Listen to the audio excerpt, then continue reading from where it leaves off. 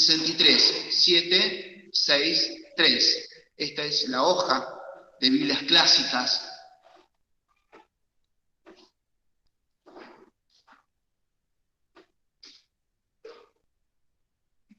Muy bien. En la hoja 763, Jeremías, capítulo 1. No había dicho el capítulo, pero muy bien. Igual, le tiré la pauta, Le tiré la hoja y no quedaba otra que encontrar, porque otra edición. Bueno, muy bien. Entonces, en Jeremías, capítulo 1, y vamos a leer antifonalmente el capítulo 1, del verso 4 al 12. Del 4 al 12. Los versos que vamos a leer. Y vamos a leer antifonalmente, ¿sí? Comienzo yo leyendo con el 4 y ustedes continúan con el 5. Así dice la palabra de Dios. Jeremías capítulo 1, 4 a 12. Fue pues palabra de Jehová a mí, diciendo: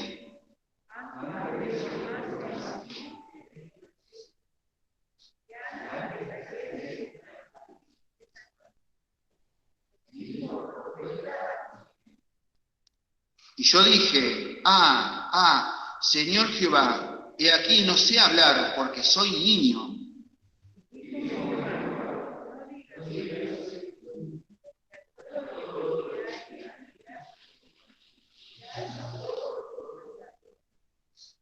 No temas delante de ellos, porque contigo soy para librarte, dice Jehová.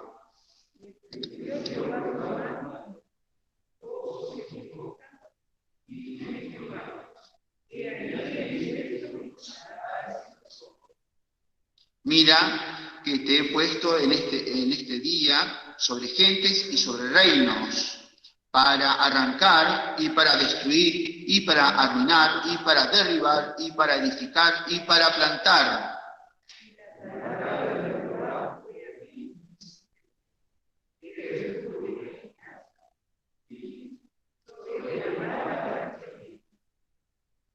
Y díjome Jehová: bien has visto, porque yo apresuro mi palabra para ponerla por obra. Perdón, está bien. Hasta ahí era el verso de la lectura. Un pasaje muy interesante para poder estar atentos a la predicación de esta noche, que esta noche lo tiene Carlos Villanto, ¿verdad? Así que le voy a dar lugar. Adelante, hermano.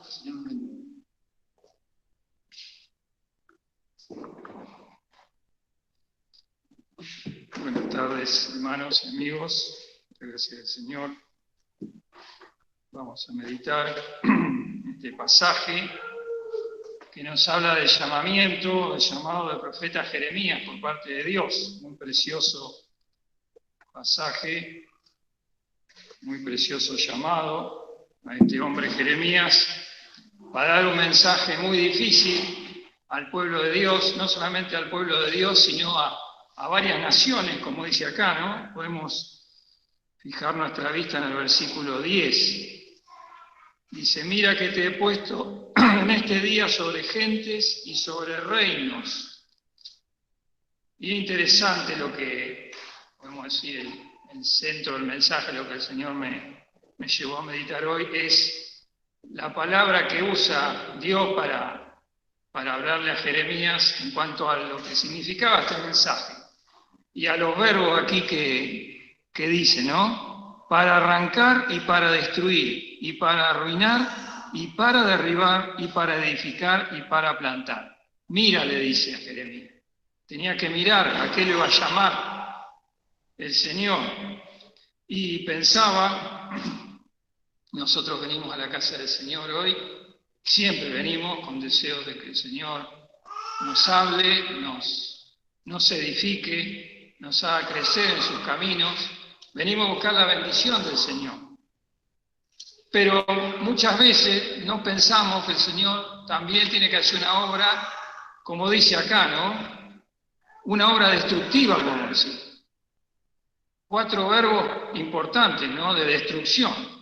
Para arrancar, para destruir, para arruinar y para derribar. ¿Y eso para qué? Para plantar y para edificar. Cosas constructivas, ¿no? Plantar, pone una semillita, nace una planta y se hace un crecimiento. Para edificar.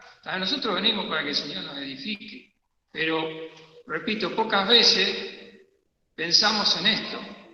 Este mensaje de Jeremías era muy fuerte y muy difícil para el pueblo. Sabemos que Jeremías fue llamado, podemos decir, cuando el imperio asirio, que era el imperio más poderoso en ese momento, venía para abajo y se disputaban el poder los caldeos y los egipcios. Después surge el imperio caldeo y Jeremías le decía al pueblo que iba a venir, como seguimos leyendo, el versículo 11, la palabra de Jehová fue a mí diciendo, ¿qué ves tú, Jeremías? Y dije, yo veo una vara de almendro. Y díjome Jehová, bien has visto, porque yo apresuro mi palabra para ponerla por obra. El almendro era la planta que florecía primero ahí en Palestina. Así, Dios se apresura a cumplir su palabra. Y después le dice que no leímos, el versículo 13, otra vez, fue a mí palabra de Jehová, segunda vez diciendo, ¿qué ves tú? Y dije, yo veo una olla que hierve y su haz o su manija está en la parte del aquilón. Quiere decir que el mal se iba a desatar del norte, iban a venir los caldeos y lo iban a tomar cautivo al pueblo de Dios. Un castigo, algo muy difícil. Por 70 años iba a ser llevado el pueblo a Babilonia, iba a estar ahí en cautiverio. Iban a ser esclavizados por este imperio. ¿Por qué? A causa de que el pueblo de Dios tuvo que ser castigado por la idolatría que ellos tenían. Y Jeremías fue levantado para anunciar esto. Ellos se podían haber arrepentido y Dios podía haber detenido el castigo. Pero Dios ya sabía que eso iba a pasar. Entonces, para ese mensaje llamado Jeremías, muy difícil, ministerio muy difícil, 40 años estuvo predicando Jeremías al pueblo y a otras naciones. Y le dice, levántate, Jeremías pone oposición, ¿no? Pero bueno, ya vamos a volver a una experiencia personal de Jeremías. Pero, repito, tenemos esta palabra, ¿no? Verbo de destrucción, arrancar significa sacar de adentro, desarraigar, derribar, tirar abajo. Tenemos que pensar qué cosa el Señor tiene que sacar de nuestro corazón o tirar abajo para poder plantar y edificar. Es un mensaje difícil, pero también un mensaje para el pueblo de restauración, también de plantar y edificar. Vamos a leer, sin perder este pasaje, unos capítulos más adelante, el capítulo 31 de Jeremías. Y podemos decir que este mensaje no solo era de destrucción, sino también de edificación, porque en definitiva Dios quiere nuestro bien, siempre quiere nuestra bendición. Es benigno. Entonces, en definitiva, siempre es eso. Pero a veces Dios tiene que sacar cosas de nosotros para poder realmente hacernos bien, para edificar. Y también pensaba la palabra que nuestro hermano Darío decía ahí en Job, ¿no? De oídas te había oído, mas ahora mis ojos te ven. ¿Cuántas veces venimos, oímos y no pasa nada en nuestra vida? Entonces Job tuvo una experiencia parecida también, ¿no? Conocemos la experiencia. Un siervo de Dios, alguien en que Dios no veía. Miren a mi siervo Job, varón temeroso de Dios. Sin embargo, le tuvo que pasar una experiencia muy difícil. ¿Por qué? Justamente para plantar más, para edificar, para que Job se acercara más a Dios. Mas ahora mis ojos te ven, termina diciendo Job. Así que pensemos en esto, ¿no? Y acá en el capítulo 31, versículo 1, muchos mensajes de Jeremías en este libro, pero acá dice, en aquel tiempo, dice Jehová, yo seré por Dios a todos los linajes de Israel, y ellos me serán a mí por pueblo. Le está anunciando la restauración, después de ese tremendo castigo, ¿no? Que Dios siempre nos castiga con bondad, porque es como un padre con su hijo. Venía la restauración. Versículo 7. Porque así ha dicho Jehová, regocijaos en Jacob con alegría, y dad voces de júbilo a la cabeza de gentes. Haced oír, alabad y decid, oh Jehová, salva a tu pueblo, el resto de Israel. He aquí yo lo vuelvo de la tierra del Aquilón, es decir, del norte, ahí de Babilonia, y lo juntaré de los fines de la tierra, y entre ellos ciegos y cojos, la mujer preñada y la parida juntamente en grande compañía tornarán acá. Dios no se iba a olvidar de ninguno de su pueblo para bendecirlo. Versículo 9, irán con lloro, mas con misericordia los haré volver. Y el versículo 28, observen esto, dice, y será que, como tuve cuidado de ellos para arrancar y derribar y trastornar y perder y afligir, así tendré cuidado de ellos para edificar y plantar, dice Jehová. Así que nos podemos preguntar esta tarde, ¿no? ¿Qué es lo que el Señor tiene que arrancar, que desarraigar de nuestro corazón para bendecirnos, para edificarnos, para darnos una bendición? Primeramente tenemos que pensar si entre nosotros hay alguien que todavía no ha tenido la experiencia de salvación. Aquel que no conoce al Señor, que no ha tenido un encuentro con Cristo, viene buscando la bendición, viene escuchando buscando una palabra de Dios. Pero hay una naturaleza en el hombre de pecado que nos lleva a pensar de que nosotros podemos ofrecerle algo a Dios, darle algo de nosotros para poder allegarnos a Dios o para librarnos de la condenación eterna. Y Dios tiene que derribar eso, tiene que derribar la confianza propia que tenemos cada uno de nosotros en nuestro corazón. Vamos a buscar en Efesios capítulo 2, ahora en el Nuevo Testamento.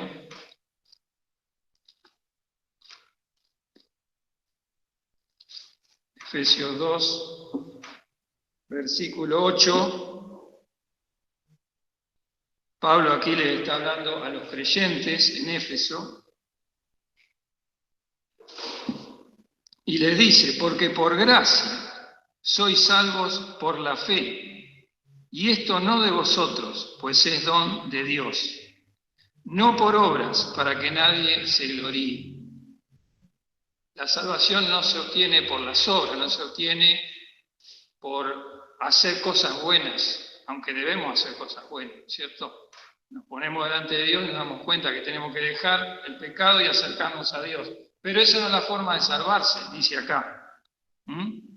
Dice, la salvación es por la fe, por creer. ¿Creer en qué? En la palabra de Dios. Después dice, no por obras, para que nadie se gloríe. Si yo me podría salvar por las obras, por hacer algo, por practicar una religión, podemos decir, ¿en dónde estaría la justicia? En lo que yo hago.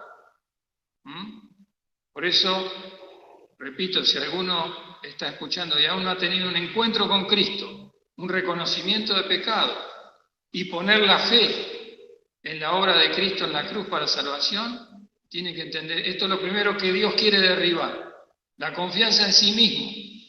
Ninguno de nosotros puede acercarse a Dios, si no es porque Dios nos viene a buscar y nos habla de la cruz. De acá, la mayoría somos creyentes, somos hijos de Dios. Podemos decir lo mismo que decía Pablo acá, que somos salvos por la fe. Y observe, ni aún la fe es nuestra. Dios la pone en el corazón cuando nosotros entendemos la obra de Cristo.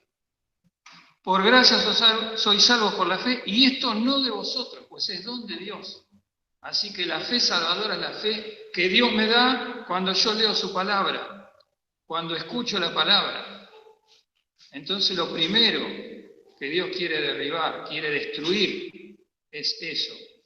Que nadie se puede salvar por sí mismo, nadie se puede salvar por tener una determinada religión, o decir yo me acerco a Dios, sí, hay que acercarse a Dios, pero escuchar lo que Dios me dice. Soy salvo por la fe, no por obras para que nadie se gloríe. Pero vamos a hacer de cuenta que todos nosotros somos creyentes, que ya hemos creído en Cristo. Ya somos salvos, somos hijos de Dios y tenemos la seguridad absoluta, porque Cristo puso su vida por nosotros, se puso en el lugar del pecador en la cruz para salvar.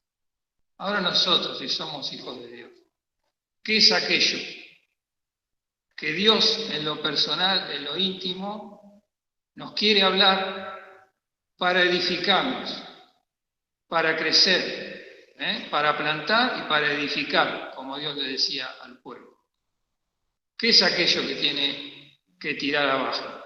Podemos decir que el mensaje de Jeremías era muy difícil y muy grave, pero si uno se pone a mirar los distintos pasajes en la palabra de Dios, vemos que siempre algo Dios tiene que tirar abajo. Vamos a ver algunos pasajes nomás. Vamos a ir al Antiguo Testamento, otra vez a Primera Reyes, el libro Primero de Reyes, capítulo 19.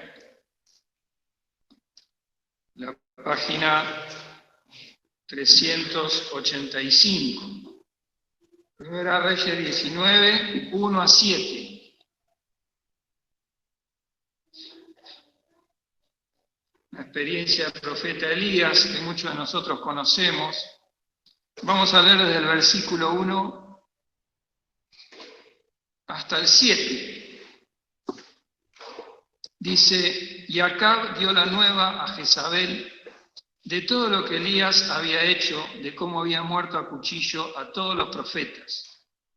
Entonces envió Jezabel a Elías un mensajero diciendo, así me hagan los dioses y así me añadan, si mañana a estas horas yo no haya puesto tu persona como la de uno de ellos. Viendo pues el peligro, levantóse y fuese por salvar su vida. Y vino a Beerseba, que es en Judá, y dejó allí su criado. Y él se fue por el desierto un día de camino, y vino y sentóse debajo de un enebro. Y deseando morirse, dijo, baste ya, oh Jehová, quita mi alma, que no soy yo mejor que mis padres. Y echándose debajo del enebro, quedóse dormido, y aquí luego un ángel que le tocó y le dijo, levántate, come. Entonces él miró, y aquí a su cabecera una torta cocida sobre las ascuas, y un vaso de agua, y comió y bebió, y volvióse a dormir. Y volviendo el ángel de Jehová la segunda vez, tocóle diciendo, levántate, come, porque gran camino te resta. Bueno, los que conocemos esta historia, sabemos que Elías, un profeta de Dios, por el cual Dios había hecho milagros y portentos, cosas muy, muy grandes, había tenido una gran victoria y había derrotado a 450 profetas de Baal. Baal eran los dioses falsos, por los cuales el pueblo de Israel dice, ¿hasta cuándo claudicaréis entre dos pensamientos?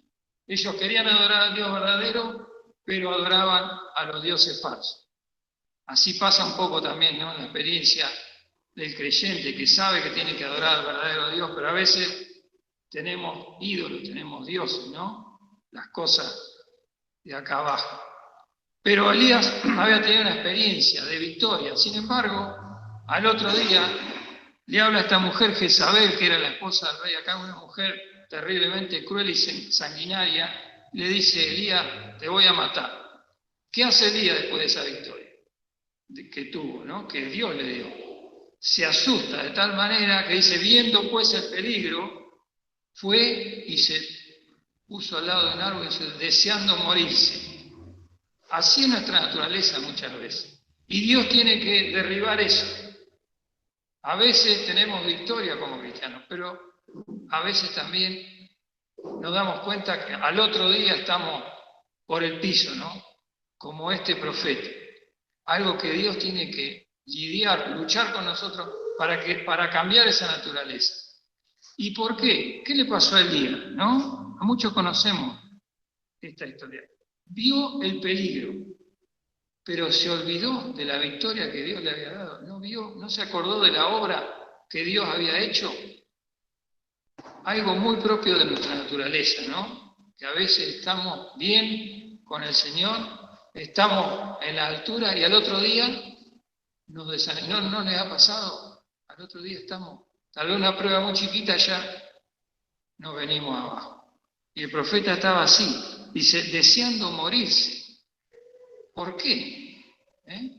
Dice, debajo de un enebro, le dice a Dios, basta ya, oh Jehová, quita mi alma, que no soy yo mejor que mis padres. Una especie de depresión, ¿no? ¿Cuánto en este tiempo? ¿Cuánta gente con depresión? Con las situaciones que tenemos que vivir. ¿Qué es la depresión? ¿No? Pues sabemos que muchas veces obedece a causas médicas, ¿no? A algo, un proceso químico del cuerpo. El cuerpo necesita alguna sustancia para no caer, ¿no? Pero otras veces es algo espiritual, netamente. ¿Por qué sucede esto? ¿Por qué así nuestra naturaleza? Somos dados a olvidarnos de las cosas que Dios ha hecho con nosotros. Y como dice acá, ¿no? Como le pasó a Elías, viendo pues el peligro. Él vio el peligro, que es que Jezabel lo quería matar, pero no vio a Dios, que Dios lo había llamado, lo había levantado para mostrar sus obras y le había dado varias victorias. Sin embargo, estaba así, inexplicablemente. ¿De dónde viene eso? ¿De dónde viene que yo me deprima así? Justamente viene del yo, porque fíjense lo que dice una persona que tiene depresión, ¿qué le pasa? Dice, cualquier cosa le hace mal, ¿no? Nos ponemos en una especie de víctima, ¿no? A mí me hacen esto, me pasa esto, nada me da felicidad. Y nosotros vemos a una persona así y realmente nos da tristeza, ¿no? No pensamos. Pero sin embargo, si vemos cómo es la naturaleza humana, la depresión está basada en el yo, en el que a mí no me miran. Porque fíjense lo que dice Elías, lo que le dice a Dios, ¿no? Dice, basta ya, oh Jehová, versículo 4 al final, quita mi alma, que no soy yo mejor que mis padres. ¿Qué hace Elías? Se compara con los demás, ¿no? Y le dice, no soy yo mejor que mis padres. Pero ¿quién le había dado la victoria a Elías? Dios mismo. No era ni él ni sus padres habían tenido la victoria, sino el que daba la victoria es Dios. Pero él se ve a sí mismo nada más. Se olvida de Dios. ¿Y cuántas veces nos pasa? ¿No le ha pasado que tenemos algo, que dar un paso de fe o de crecer y no? Decimos, no, yo no voy a poder. Por supuesto que no vamos a poder, pero tenemos al Señor para darnos la victoria. No soy yo mejor que mis padres. Y fíjense lo que dice en el versículo más adelante, ¿no? Le dice en el versículo 10, cuando le responde a Dios que lo viene a buscar, dice, y él respondió, sentido es un vivo celo por Jehová, Dios de los ejércitos, porque los hijos de Israel han dejado tu alianza, han derribado tus altares y han muerto a cuchillo tus profetas. Y yo solo he quedado y me buscan para quitarme la vida. No soy yo mejor que mi padre, yo solo he quedado. A veces nos sentimos solos, nos ponemos en una situación de víctima, ¿no? Yo no puedo, pero yo pensaba, ¿no? Pensemos en nuestra experiencia. Lo peor para un creyente es ponerse en víctima, es decir, me han hecho cosas, por supuesto que nos van a hacer cosas. Vamos a tener persecución, vamos a tener desprecio. Y decimos, bueno, pero yo no puedo aguantar esto. Y nos comparamos con las demás personas, ¿no? Dice, no soy yo mejor que mis padres, decía Elías. Pero si nos ponemos a compararnos con Cristo, ¿cuánto le hicieron? ¿Cuántas cosas le hicieron a Cristo? Y Cristo fue a la cruz. Y a nosotros ahora el Señor nos viene a hablar para eso, para derribar nuestra propia confianza en nosotros mismos. A entender que nosotros no podemos, pero tenemos al Señor. A Elías le pasó, podemos decir, no es una crítica hacia Elías, pero es ver cómo es la naturaleza humana. Muchas veces nos pasa eso, y Dios nos viene a buscar, como vino con Elías. una vez, 2 veces. Primero debajo del árbol. Dice, levántate que el gran camino te resta. Después en la cueva, ¿qué haces aquí, Elías? Dios tiene que derribar ese sentir que tenemos de que nosotros podemos. Nosotros no podemos, pero tenemos al Señor, que Él sí puede. Él puede cambiar nuestra vida, tiene todo poder para darnos la victoria. Algo que Dios tiene que hacer, que tiene que derribar, que tiene que destruir. Vamos a ver ahora en el Nuevo Testamento algunos ejemplos más. Marcos capítulo 10. Marcos capítulo 10, versículo 17. La página 53. Versículo 17, el Señor dice, Marcos dice del Señor, mejor dicho, y saliendo él para ir su camino, vino uno corriendo, e hincando la rodilla delante de él, le preguntó, Maestro bueno, ¿qué haré para poseer la vida eterna? Y Jesús le dijo, ¿por qué me dices bueno? Ninguno es bueno, sino solo uno, Dios. Conocemos esta historia, ¿no? ¿Quién era el que vino? El joven rico, ¿no? Y vino a Dios. Dice, hincando la rodilla, vino al Señor Jesús. Le dice, Maestro bueno, ¿qué haré para poseer la vida eterna? Qué pregunta, ¿no? Nosotros, si somos hijos de Dios, ya sabemos. Hemos creído en Cristo, ya el Señor nos dio la vida eterna.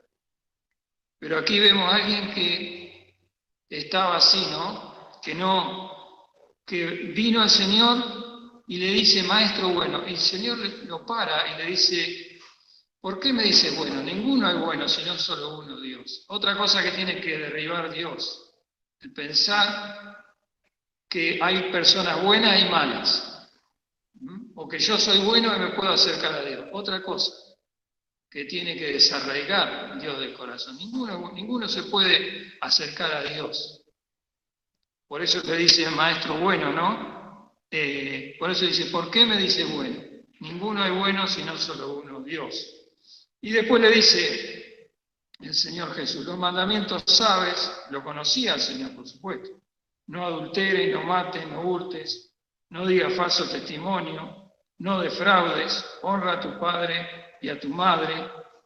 Él entonces respondiendo le dijo, Maestro, todo esto he guardado desde mi mocedad. Una vida religiosa tenía este hombre, por eso se consideraba bueno, ¿no?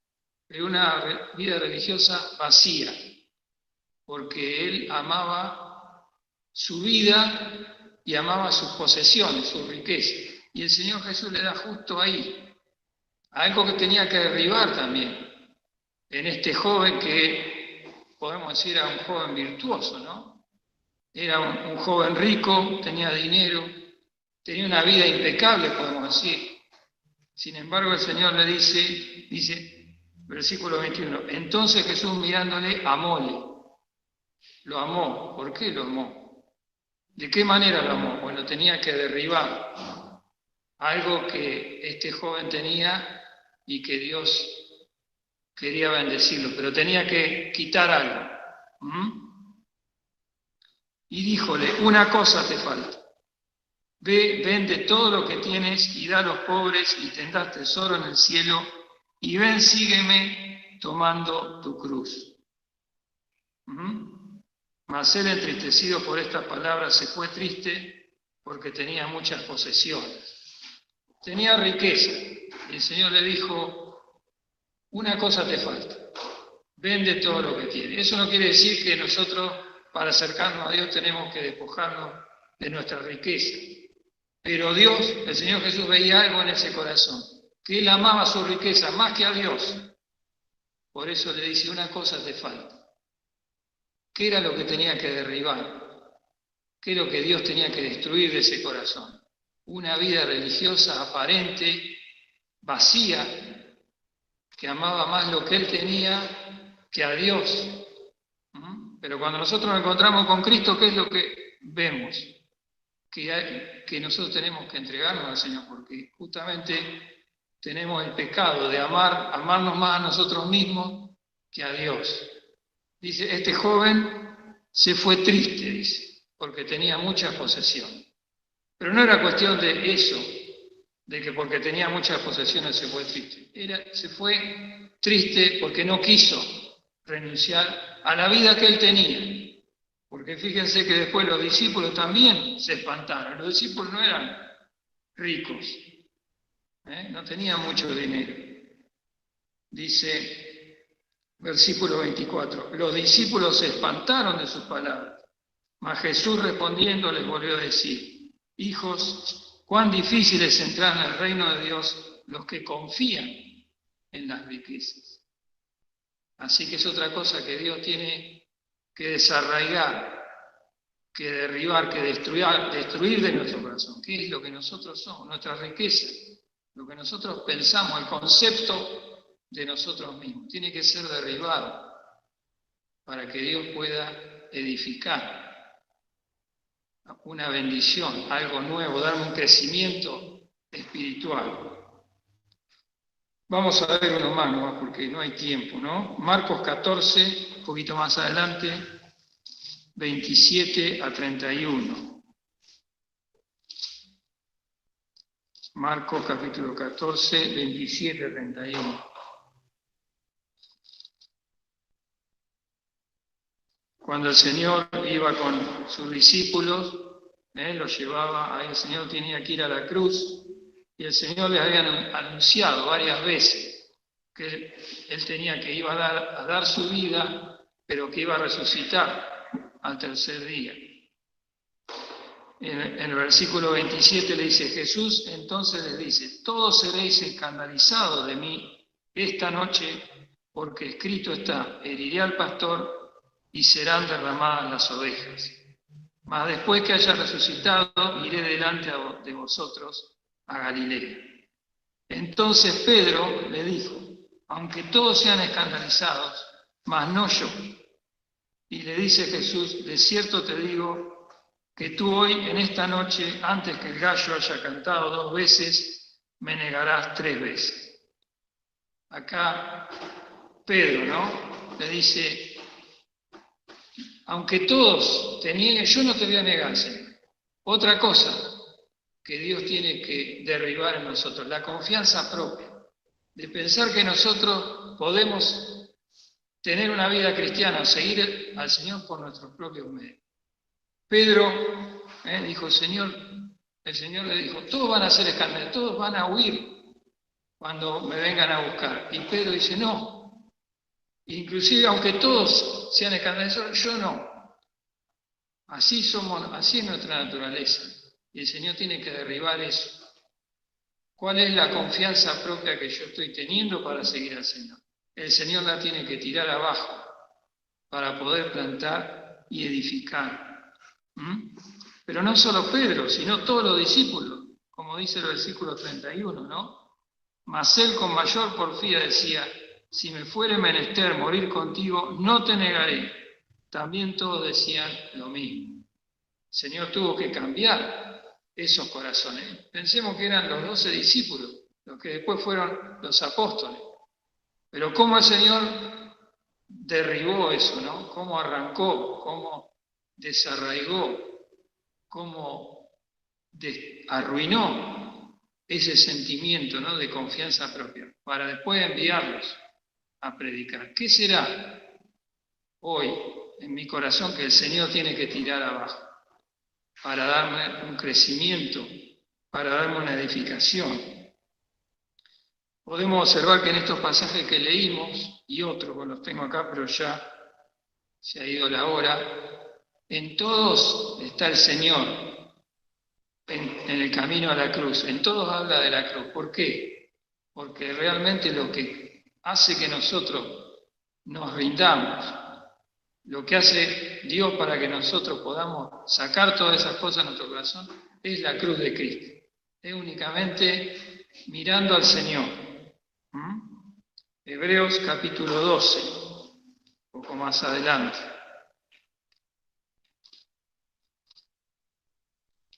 Hebreos capítulo 12.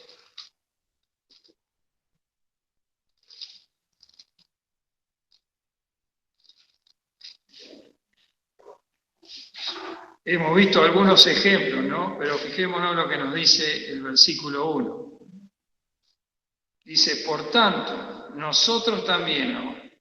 Esta palabra para nosotros. Hemos visto algunos nomás.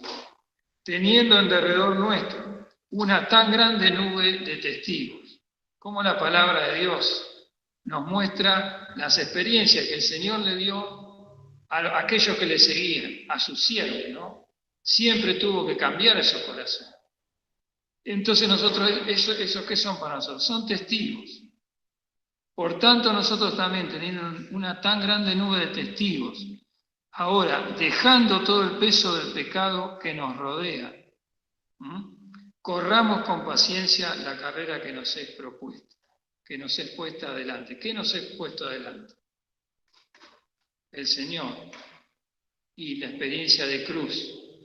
Si alguno quiere venir en pos de mí, ahora queremos seguir al Señor, bueno, la cruz es lo único que puede derribar, que puede tirar abajo, que puede derribar toda altura y desarraigar de mi corazón toda marca de pecado, toda cosa que yo lleve en el corazón. Traumas, cosas que digo, bueno, yo tengo esto, porque en la niñez me pasó esto, y tengo una marca en el corazón. El Señor la puede sacar, porque el Señor vino para eso, para destruir, para desarraigar, para tirar abajo todo vestigio del pecado y todo peso del pecado, como dice acá. Dejando todo el peso del pecado que nos rodea, corramos con paciencia la carrera que nos es propuesta.